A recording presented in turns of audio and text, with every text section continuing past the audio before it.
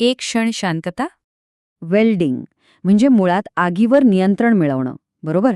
पण विचार करा, जेव्हा हा गॅस एका सिलेंडरमध्ये प्रचंड दाबाखाली असतो, तेव्हा हे नियंत्रण नक्की कसं साधलं जात असेल? चला, आज आपण याच वेल्डिंग गॅस सिस्टीम्सच्या आत डोकावून बघूया आणि त्यामागचं रहस्य उलगडूया. एका बाजूला आहे सिलेंडर, ज्यामध्ये प्रचंड, अक्षरशः प्रचंड दाब आहे, आणि दुसऱ्या बाजूला आहे वेल्डरच्या हातातली ती नाजूक, स्थिर ज्योत. हा चमत्कार इतक्या सहजपणे कसा होतो? म्हणजे एवढ्या मोठ्या दाबाचं रूपांतर एका नियंत्रित ज्योतीत कसं काय होतं?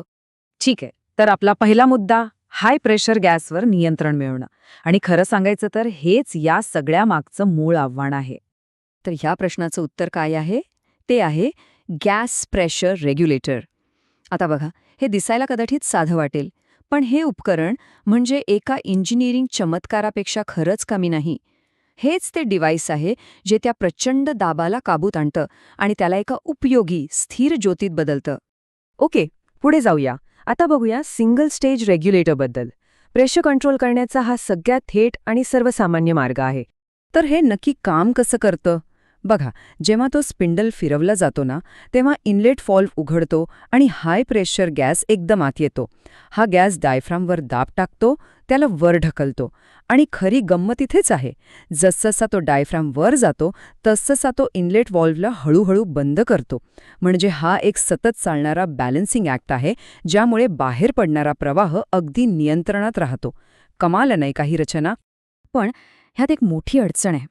विचार करा, जसजसा सिलेंडर रिकामा होत जातो तसा आतला दाब साहजिकच कमी होतो आणि त्याचा थेट परिणाम होतो बाहेरच्या ज्योतीवर. तिचा दाबही बदलतो. म्हणजे वेल्डरला सतत तो नॉब फिरवून ज्योत ॲडजस्ट करत बसावं लागतं.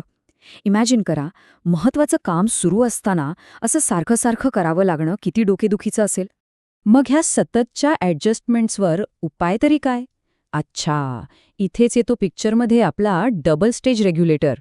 जेव्हा अचूकता आणि स्थिरता महत्वाची असते, तेव्हा हाच खरा हिरो आहे.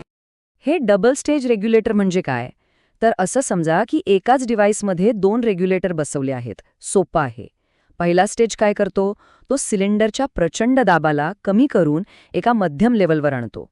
आणि मग दुसरा स्टेज त्या मध्यम दाबाला आपल्याला हव्या त्या एकदम स्थिर आउटलेट प्रेशरमध्ये बदलतो. ह्याचा फायदा काय? सिलेंडरमधला दाब कितीही कमी जास्त झाला तरी आपली ज्योत मात्र एकदम स्थिर राहते. तर मग फरक अगदी स्पष्ट आहे, नाही का? सिंगल स्टेज म्हणजे तुम्हाला सतत लक्ष ठेवावं लागतं. दाब कमी झाला की ॲडजस्टमेंट आलीच. याउलट डबल स्टेज म्हणजे खरी स्थिरता. एकदा सेट करा आणि विसरून जा. आणि ज्या कामांमध्ये अचूकता सगळ्यात जास्त महत्वाची असते ना, तिथे ही set it and forget it वाली गोष्ट खूपच कामाला येते. चला, आता थोडं झूम आउट करूया. फक्त रेग्युलेटरवर लक्ष न देता ही संपूर्ण वेल्डिंग सिस्टीम कशी दिसते ते बघूया. Let's see the bigger picture. हे समजून घेणं खूप महत्वाचं आहे की रेग्युलेटर हा एका मोठ्या पझलचा फक्त एक छोटा तुकडा आहे. ही संपूर्ण ऑक्सिॲसिटिलीन सिस्टीम पाहिली की लक्षात येतं, अरे वा, यात तर गॅस तयार करणारे जनरेटर आहेत, प्युरिफायर आहेत, सिलेंडर्स आहेत, म्हणजे बरंच काही आहे. आता पुढचा मुद्दा, लो प्रेशर विरुद्ध हाय प्रेशर प्लांट्स. गॅस पुरवठ्याच्या या 2 पूर्णपणे वेगवेगळ्या विचारधारा आहेत, असं म्हणायला हरकत नाही. आणि हा फरक तर इथे बघता क्षणीच लक्षात येतोय. एका बाजूला आहे एक साधी, कॉम्पॅक्ट, कुठेही उचलून नेता येण्यासारखी हाय प्रेशर सिस्टम, आणि दुसऱ्या बाजूला एक मोठी, पसारा असलेली, एकाच जागी स्थिर राहणारी लो प्रेशर सिस्टम. म्हणजे त्यांच्या डिझाईनमध्ये जमीन अस्मानाचा फरक आहे. या टेबलवर नजर टाकली की सगळा खेळ लक्षात येतो. हाय प्रेशर प्लांट म्हणजे काय? तर सोय. सिलेंडर आणा, जोडा आणि काम सुरू. एकदम पोर्टेबल. ह्याच्या अगदी उलट आहे लो प्रेशर प्लांट. तो म्हणजे जणू काही एक छोटी फॅक्टरीच आहे, जिथे गॅस जागेवरच बनवला जातो. तो एकाच जागी स्थिर असतो, पण मोठ्या प्रमाणातल्या कामांसाठी उपयोगी पडतो. अर्थातच वापरण्याच्या सोयीमुळे हाय प्रेशर प्लांट्स जास्त लोकप्रिय आहेत. मग प्रश्न येतो की हाय प्रेशर सिस्टीम इतकी का चालते? सोप्पं आहे. एक तर ती जास्त सुरक्षित आहे, वापरायलाही खूप सोपी आहे, प्रेशर ॲडजस्ट करणं अगदी सहज शक्य आहे, आणि सगळ्यात महत्त्वाचं, ती कुठेही नेता येते. त्यामुळे वेगवेगळ्या साईट्सवर काम करायचं असेल तर याच्यापेक्षा उत्तम काही नाही. आणि हो, अजून एक मोठा प्लस पॉइंट म्हणजे सिलेंडर ठेवण्यासाठी कुठल्या विशेष लायसन्सची गरज नाही. या सगळ्यामुळेच ती एक प्रॅक्टिकल चॉईस बनते. म्हणजे शेवटी सगळा मामला येऊन थांबतो एका महत्वाच्या निर्णयावर.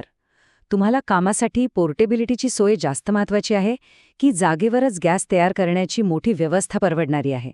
हा एक ट्रेड ऑफ आहे. या दोन गोष्टींमध्ये योग्य बॅलन्स साधावा लागतो. कारण प्रत्येक कामाची गरज वेगळी असते आणि त्याच गरजेनुसार योग्य सिस्टीम निवडावी लागते. आणि हाच तो कळीचा प्रश्न आहे जो प्रत्येक इंजिनियरला स्वतःला विचारावा लागतो. कामासाठी अचूकता जास्त महत्वाची की पोर्टेबिलिटी? या दोन्ही गरजांमध्ये तो योग्य तोल साधणं हेच खरं कौशल्य आहे आणि हाच निर्णयावर सगळं काही अवलंबून असतं. खरंच विचार करायला लावणारा मुद्दा आहे, नाही का?